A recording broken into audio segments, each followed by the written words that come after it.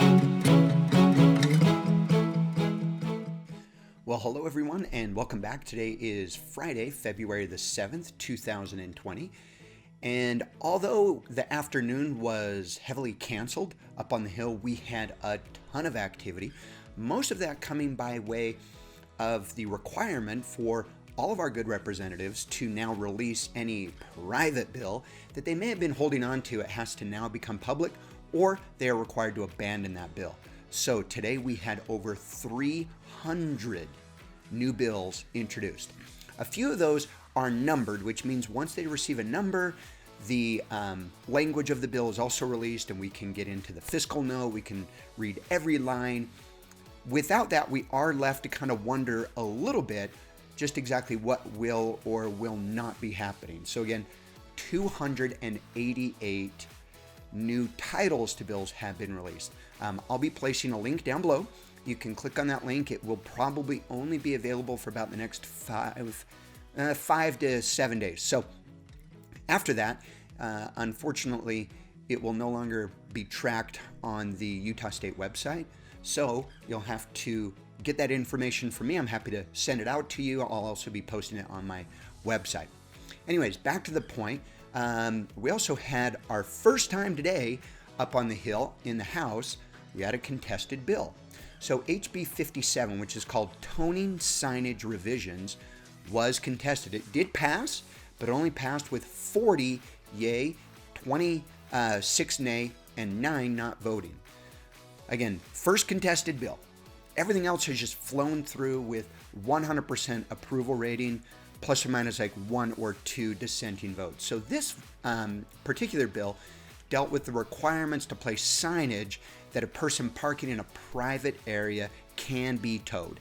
The idea behind this would be to remove any predatory towing, as well as to just make sure that the entire state is operating under the same rules and a very consistent posting of signs. However, for those that were in favor, they like this because they continue to say, we have talked with so many stakeholders. This is a word that the more I interact up on the Hill, I now understand what they mean when they say stakeholders. They're referring to special interest, private industry, or business. Almost never are they referring to private individuals or the individuals that will actually be affected by the legislation. And that was clear when Representative Vickers stood up and mentioned that. He says, I'm very disappointed that throughout all of the testimonies, we have not heard from the public in regards to this. So it really is we, the people that are the stakeholders. We did, again, have many that stood up to the bill. You can click on the link down below on the bill. Right under status, go ahead and click on that, and you will then be shown where that bill went and how it got to the House. You can then click on the number where it says the voting outcome for the bill, and be able to understand, where did your representative stand on this? Is it something that you agree with? But moving quickly, let's now get into what happened today. Again, 288 new bills. I've had a chance to read through them all. I should probably list at least 100 of these bills down below, but I tried to make sure to control myself a little bit and only list those bills that the title seemed either very positive or could have some concern and maybe even be something that we really want to oppose strongly. So let's run through these. The first was concealed carry firearm amendments. This is brought to us by Brooks. Not sure if this is good or bad. The next one is concurrent resolution calling for the creation of a national Federalism task force. This being brought to us by Christofferson. My only issue with this is that what is national federalism as it relates to our legislators? I've attended and have gone through the federalism training that all state legislators are asked to go through, which is sponsored by UVU. And through that, they offer a lot of great quotes. They offer a lot of good insight, but they really don't deal entirely with what federalism really is, in my opinion, which is simply the 10th Amendment. Anything that is not explicitly listed out in the United States Constitution belongs solely and exclusively to the states. All of these other matters where the federal government has stepped in and tried to assert their authority. The 10th Amendment, in my opinion, is what federalism is about. Let's see what Christofferson thinks. Another is Medical Cannabis Physician Amendments by Daley Provost. We had another which is Prohibition of Transgender Procedures upon Minors, brought to us by Dawes. Again, a huge debate going on, right? We have legislation that was passed that our governor got behind, where we can no longer even counsel young children that are considering going through some sort of a transition. So now we're having a prohibition of transgender procedures coming out. One that should attract a lot of attention, Gibson has a inland port modification. Is that good or is it bad? Again, without all of the words for it, we don't know. But let's all start to buckle down. Now that the appropriations are slowly winding down, we're going to get into the heart of the legislative matters. We have a property tax amendment brought to us by Ferry. What's this going to have? As I talked to my neighbors and delegates and constituents, I find that many people are fed up with what's going on with our property tax. What's going to happen here? We have a controlled substance database access amendments brought to us by Hall. For one, I oppose databases. I don't like them. I feel that they are unconstitutional, but we don't know what this bill says, so let's look to see what it says. Hutchings is bringing us an automobile insurance amendment. Is our insurance going to go up? Is it going to go down? Is it going to stay the same? What are the min requirements to operate a car in the state?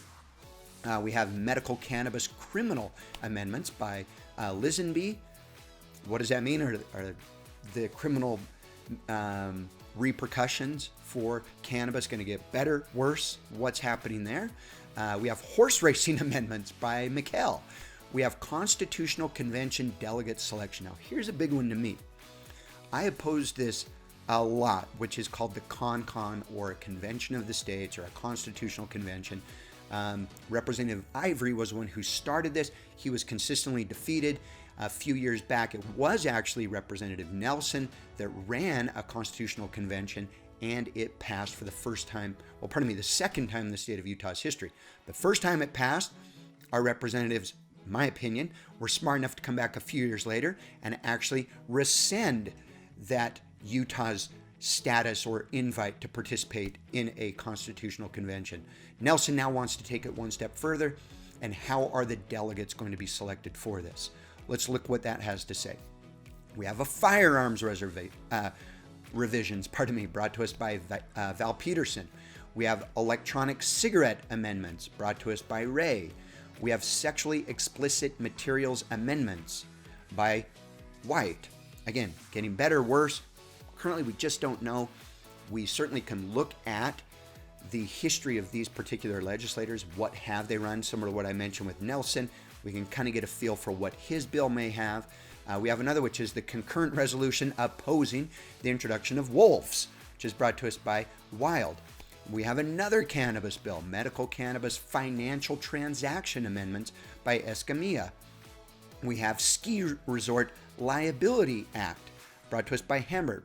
Again, what are we doing with one of the, if not the biggest tourist attraction of the state of Utah, which is the greatest snow on earth? It's all over our license plates. We all love the white powder. What is this going to do? Is it going to help ski resorts to have less liability, more? Let's be on the lookout. McKay now unleashed 3 bills. So let's go through 3. Well, he released more than 3 that were secret or private.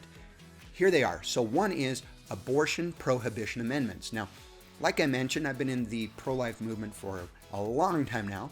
At this most recent March for Life, McKay got up and he did mention a little bit about this bill. It's touted to be a heart rate bill, which means upon detection of heart rate, an abortion would no longer be legal. Is that really what it's going to say? Is it going to get worse? Is it going to get better? Again, let's be on the lookout for this bill once it gets numbered to figure out what it says. Another is death penalty amendments that McKay wants to bring out. Getting better, getting worse, applying it to new circumstances. Again, we don't know, but let's be tracking it. We also have body camera amendments. I think for most of us that watch and see what happens as our public interacts with police officers or peace officers, always nice to have the camera rolling. That way we can know and understand what did or didn't happen. Oftentimes, police do some pretty crazy things that we see on all sorts of videos getting posted. Oftentimes, it's also the public that may claim something, and the video can assist with what really happened. Again, we don't know exactly what this is. The last one, huge topic that we're all probably familiar with, which is asset forfeiture. And we have Todd Weiler, that's going to be running an asset forfeiture amendment. What does it say? We don't know quite yet. Again, I know I ran through those kind of quick. Check out the notes below. You can see exactly everything that I just went through, as well as the sponsor's name. The best way to find that, go to the website, go to the sponsor of that bill, and you can start tracking and understanding when these things come out. I'll do my best to stay on top of it and offer that reporting here today. Down below, we also have a little bit of a definition for terms. Let's remember a few things. So a bill is a legislative proposal. They affect citizens, individuals, and organizations. When you see something that says a concurrent resolution, those do not have the force of law, but they're used to make or amend rules in the House or the Senate. A joint resolution is very similar to a bill, but this is used for emergency appropriations or to propose changes to the Constitution. Then you have this other one called a resolution, and a resolution addresses the prerogative of either the House or the Senate. There's no force of law, and generally just is expressing some sentiments, like we'd like to propose a resolution that this person was really awesome, they may have passed away, and we want to recognize them. For a complete list of that, again, I've got another link below. Thank you so much for tuning in today. I apologize we went a little quick on a lot of this. Again, watch this video a few times. Please share this with your friends if you feel that this is interesting. Comment below. Happy to continue to help, and we'll see you up on the Hill next week. Thank you.